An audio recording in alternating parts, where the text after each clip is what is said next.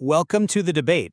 Imagine an AI developer assistant writes 10,000 lines of code. It has zero syntax errors, perfect test coverage, and elegant logic. And yet, it is completely fundamentally useless. Yeah, just completely dead on arrival. Exactly. Today, we are exploring why that happened and, what it tells us about a massive shift in our industry. As software development becomes increasingly automated and abstracted, we are facing this really fundamental question: is the primary bottleneck in engineering moving away from writing perfect code and shifting entirely to the macro-level challenge of understanding systems architecture? It is a profound question. And one we are seeing play out in real time across the ecosystem right now. If you are a developer listening to this, you are likely feeling the ground shift under your feet. Absolutely. And we are looking at this shift through three specific recent developments. First, that AI-generated code base that was simultaneously mechanically flawless and practically worthless. Second, a bizarre cybersecurity near-miss involving leaked API keys and a very serendipitous server crash. Very serendipitous. And third, a major foundational update to the Python programming language that optimizes memory entirely behind the scenes. Through all of this, I take the position that automation and abstraction are successfully eliminating the micro-level human errors that have historically plagued software. We are proving that mechanical perfection is the future of robust systems. Right. And I take the position that software engineering is fundamentally about systemic context and integration. Code without architecture is just dead text. When we rely on automation, which fundamentally lacks architectural awareness, we end up making systems dangerously brittle and disconnected. Let's jump right into the micro-level mechanics, because for decades, the hardest, most tedious problems of coding, the syntax errors, the memory leaks, the edge case bugs in individual functions, those have been the primary drain on engineering time.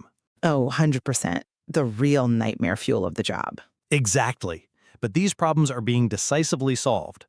Let's look at that recent test of the new AI developer assistant.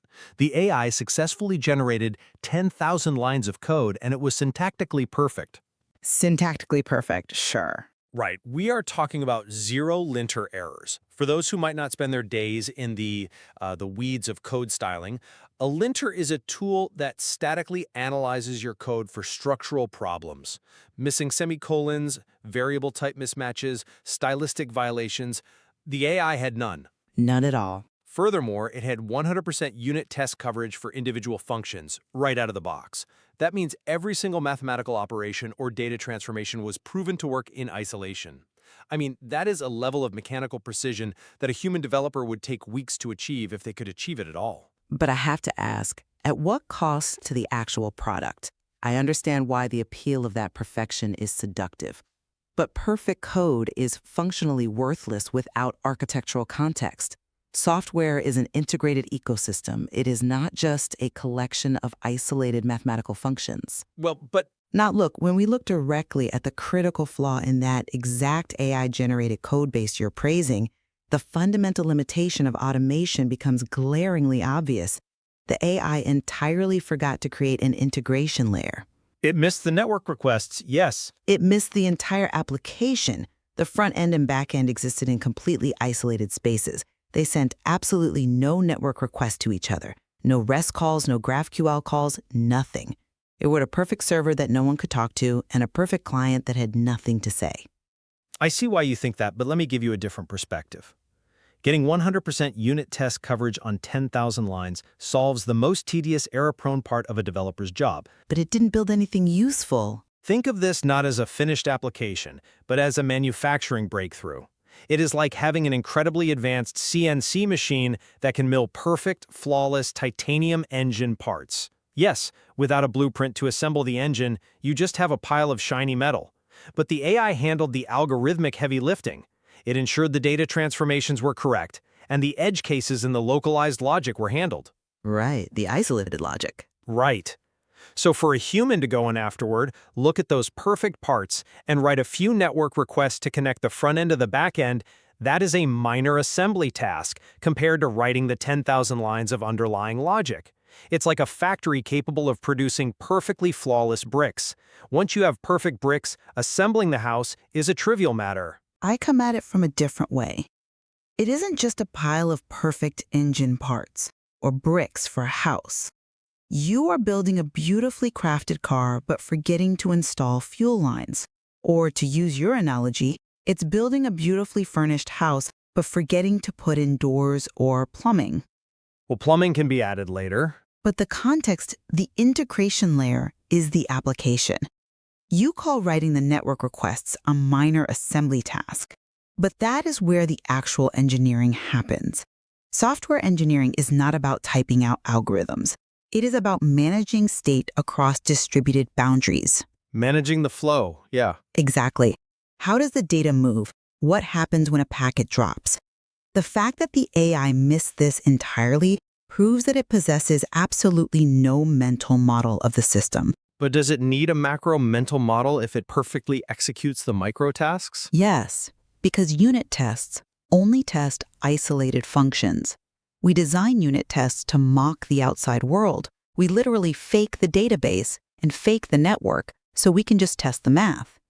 The AI optimized for the artificial metric of passing those tests, creating a completely hermetically sealed environment. Which proves the math works. But if a developer accepts those perfect AI-generated components without deeply understanding how they were meant to fit together, they aren't going to be able to build the plumbing.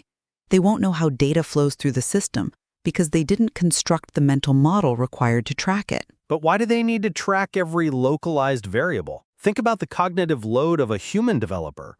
If the unit tests mathematically prove that a localized function takes an input and guarantees the correct output, the human's brain is freed up. Freed up to do what? Except, when the human only looks at the macro level you were talking about, the AI is forcing us up the stack. It's pushing us away from being the factory floor workers hand-milling the parts and turning us into the architects. I see that as an absolute win for system reliability. If the integration layer is the only thing the human has to write, that is fundamentally fewer places for the human to introduce catastrophic bugs. Except when the human only looks at the macro layer, they lose the ability to troubleshoot the micro layer when the abstraction inevitably leaks. And abstractions always leak, which brings us perfectly to how these automated context-blind systems behave in the real world, particularly when they encounter a messy, unexpected reality. Ah, you are talking about the cybersecurity incident. Exactly. Let's look at the GitHub leak.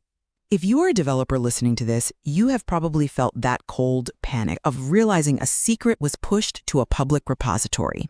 In this case, a human developer accidentally committed live database API keys to a public GitHub repo. A massive, terrifying human error. A massive human error. I completely agree. But let's look at what the automation did. Malicious bot scanners, scripts designed to endlessly scrape public commits for secrets, they found those keys in seconds. That is automated efficiency at its peak. It is ruthless efficiency. Which is precisely why I argue we need defensive automation to fight it. Humans make mistakes. Machines don't miss a beat. But look at why the automation wasn't what actually resolved the situation.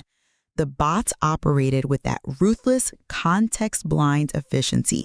They grabbed the keys and immediately fired off an automated REST request to authenticate against the database, looking to exfiltrate data or deploy ransomware. But they failed entirely. They couldn't get in. Why? Because of a physical, messy, real-world failure. The company's database happened to be deadlocked at that exact moment. There was a massive traffic spike, the database connection pool was exhausted, and the server essentially crashed. Right, the server was down. And how did the perfect, efficient bot handle that? It hit a connection timeout. It didn't understand the context. A human hacker might look at that timeout and say, well, the server is overwhelmed or down for maintenance. This credential is highly valuable. I will queue it up and ping the server every 10 minutes until it comes back online. But the bot didn't have that nuance. No, the bot was a rigid script. It received an HTTP 504 gateway timeout error, failed to validate the key, dropped it, and moved on to the next target. The profound irony here, the core paradox of this entire debate, is that the only thing that saved the company from ruthless automation was the messy physical failure of a server. The bot was too perfect, too widgetly programmed to adapt to a real-world failure. I hear what you're saying about context, but I just don't buy that line of reasoning because you are relying on sheer, blind luck to validate your point. The human developer got incredibly lucky that the database threads deadlocked at that exact second. Luck is part of the physical world. But it's not a defense strategy. By the time the server was rebooted and brought back online, the human had noticed the GitHub commit, panicked, revoked the keys in the admin console, and scrubbed the Git history. Let's hope our database crashes right when we leak our keys is not a scalable security strategy. No, of course not. I am not saying it is. What this incident actually proves is that we need more robust automation, not less. We need automated pre-commit hooks running on the developer's local machine. We can use machine learning to detect high-entropy strings, essentially scanning the code before it is even saved to realize that a string of characters looks like a completely random cryptographic key rather than a normal English variable name, and blocking the commit right there. I agree prevention is key. Right. The human was the vulnerability in this story. The fact that a rigid, malicious bot failed to exploit it doesn't vindicate the human. It just shows that we are currently in an arms race between offensive and defensive automation. I am definitely not arguing that human error is good. I am arguing that human context is essential. Think about the remediation phase. The human realized the mistake and understood the systemic implications. The human knew exactly which keys were leaked, what specific database clusters they connected to, and how to rotate those credentials before the server came back online. Well, they had the context of their own infrastructure, sure. Exactly. The bot only knew a regex pattern match and an API endpoint. When we rely entirely on automated systems, we are relying on systems that cannot adapt to the messy physical reality of a network outage or a deadlocked server. If we abstract away security to just assuming that defensive bots will block high-entropy strings, developers stopped thinking about the holistic life cycle of their credentials. That is an interesting point, though I would frame it differently, because I think that is a deeply pessimistic view of abstraction. You were saying developers lose their mental model because of AI or automated security bots, but this exact same loss of context is happening at the very foundation of our programming languages, and we celebrate it. We aren't just shifting control away from developers externally, we are doing it internally, right at the foundational layer. Look at the recent Python update. Ah, right, the CPython virtual machine changes. Exactly. The core developers of Python completely overhauled the memory management subsystem in the CPython virtual machine. They improved the garbage collection algorithms and completely optimized how objects are allocated in memory. And they did this entirely under the hood. It is a highly impressive engineering feat. Absolutely. It is massive. And the result is a 10 to 15% performance boost across the board, making the Python interpreter significantly less resource-hungry in both synthetic benchmarks and real-world web applications. Now, I want to explain why this matters so much.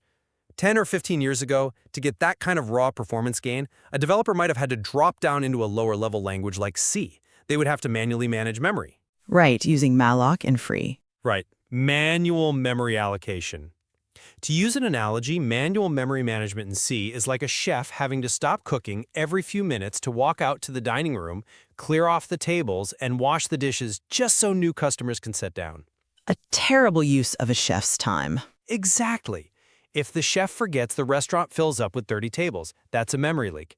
If the chef tries to clear a table that's already been cleared, they crash into another waiter. That's a null pointer dereference, and it literally crashes your program. It was incredibly difficult to master. Exactly. What Python's garbage collection provides is an invisible crew of busboys that clear the tables automatically. The chef, the developer, just cooks. By optimizing that garbage collector, the Python team made those invisible busboys 10% faster.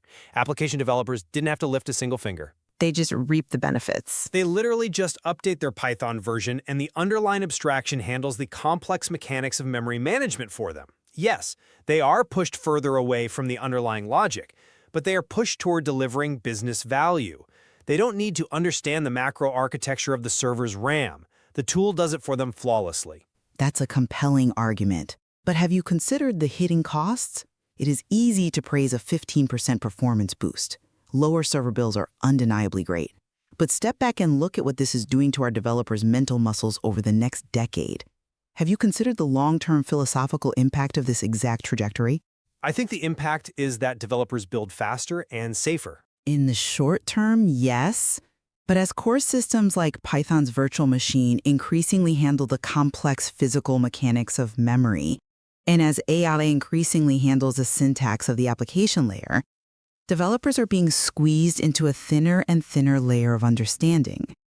This abstraction is exactly what leads to developers accepting AI code bases with zero integration layers. Come on, how does improving a garbage collector lead to a developer writing bad network integrations? That feels like a massive leap to me. Because it cultivates a mindset of magical thinking. When developers no longer have to think about how objects are physically allocated in memory, when they don't have to visualize the RAM on the server, they lose a mental muscle required to understand how data moves through a physical system. When you don't have to manage the constraints of the physical machine, you start treating software as pure, isolated, frictionless logic. But software is logic. It is logic, executed on physical hardware. When you abstract that reality away, you start thinking that a function that passes an isolated unit test is just done. You forget that the function actually has to live on a server, connect to a database over a network router that might experience latency, and serve a client on a mobile phone that might drop its cell connection. So you want them to worry about everything at once? No, I want them to understand how the pieces connect. When all the physical friction is abstracted away by Python's invisible busboys and the AI generates the math for you, the developer becomes a passive consumer of their own infrastructure. They no longer know how to connect the pieces because they've never had to look closely at the edges where the physical pieces meet. Look, I think you are romanticizing the good old days of manual memory management. Did explicitly allocating memory in C make developers better at integrating front ends and back ends over a network? Not necessarily. Mostly, it just made them spend weeks tracking down devastating segmentation faults instead of building features for the user. I am not saying we should all go back to C. But by abstracting the micro-level complexities, whether it's Python handling the garbage collection flawlessly or an AI writing the boilerplate logic for a data transformation, we are actually freeing the developer to only look at the edges where the pieces meet. We are giving them the time and mental energy to focus entirely on the network layer. But my entire point is that they aren't looking at the edges. Look back at the AI example we started with. The AI generated 10,000 lines of code, and the developers who ran the tests didn't even realize it didn't do anything until they actually tried to run it in a browser. They were so blinded by the perfect unit test metrics, the frictionless logic, that they didn't even notice the lack of a network layer. They trusted the abstraction implicitly. That is just a temporary artifact of the tooling maturing. We're in an awkward middle phase right now. As the tools get better, the metrics we use to evaluate them will also shift from the micro to the macro. We will eventually have AI that understands the integration layer just as well as it understands the localized syntax. It's not just about the tools maturing, though. It's about human cognition. When a system is fully abstracted, you lose the ability to reason about its failure modes. Going back to the GitHub API leak, the reason that incident is so fascinating is because it highlights the exact collision between physical infrastructure and abstract software. Right, the timeout issue. Exactly. The malicious bots assumed a perfect frictionless environment where a stolen key equals immediate access. They fail because physical infrastructure is messy. Real-world servers experience database deadlocks. If we train an entire generation of developers to only rely on abstracted, frictionless tools, who is going to know what to do when the underlying virtual machine introduces a subtle, highly complex bug in its new optimized garbage collector? The engineers who maintain the virtual machine. But what about the application developers, or when the network drops packets between the front end and the AI-generated back end? We are building tools that are too rigid to survive the real world they operate in. The developers of tomorrow will know what to do because their entire job will be managing those exact systemic failure modes rather than typing out the syntax. Let's summarize where this leaves us because I think we are actually circling a very profound shift in the industry. Yeah, it really is a major shift. From my perspective, the trajectory of technology is clear and immensely positive. From Python's virtual machine optimizations managing memory invisibly to AI generating syntactically bug-free code, we are successfully abstracting away the micro-level complexities of software. The tedious, error-prone mechanics are being automated. And human oversight. While human oversight is absolutely still required to guide the integration, to build the network requests and deploy defensive pre-commit hooks to catch leaked API keys, this mechanical perfection is an undeniable net positive. It allows us to build larger, more ambitious systems with fewer foundational cracks. We are solving the micro so we can master the macro. And my summary is that software engineering is and always will be inherently about connection. It is about the ecosystem. The AI's failure to build network requests despite writing thousands of lines of perfect code proves that code without systemic context is dead text. And the bizarre luck required to survive the GitHub key leak, where a rigid, ruthless, automated attack was defeated solely by a random physical database deadlock, proves that without macro-level architectural awareness, isolated technical perfection is a dangerous illusion. Abstraction is incredibly useful, but when it replaces deep understanding, we build brittle systems. Systems that look perfect in a unit test, but fail catastrophically the moment they encounter the messy realities of a live environment. Yet, listening to your summary, I think there is a crucial point of convergence here. We both seem to agree that the fundamental role of the human developer is permanently shifting. Oh yes, I would absolutely agree with that. The days of the human engineer as a mere syntax generator are ending rapidly. Exactly. Writing individual functions, formatting loops, managing basic memory allocation, that is all becoming commoditized. The real value of the human engineer now lies entirely in systems architecture and integration oversight. We are moving from being the workers on the assembly line milling the titanium parts to being the architects designing the layout of the factory floor. And my only hope is that we don't forget how the machines on that factory floor actually work in the process. Because when the factory inevitably breaks down, someone still has to know how to grab a wrench and fix it. It's a fascinating transition to witness. It really pushes us to look at these isolated news items. A language update optimizing memory, a security fumble thwarted by a server crash, an AI writing flawless but disconnected logic, not just as tech trivia, but as part of a much broader philosophical shift in engineering. It forces every developer listening to look at their own daily work and ask themselves a deeply uncomfortable question. Are you spending your career learning how to polish perfect, isolated components, or are you actually learning how to build a robust, connected system? A question that will only get harder to answer as the abstractions get deeper and the tools get smarter. Indeed. Thank you all for joining us for this discussion. We will see you next time.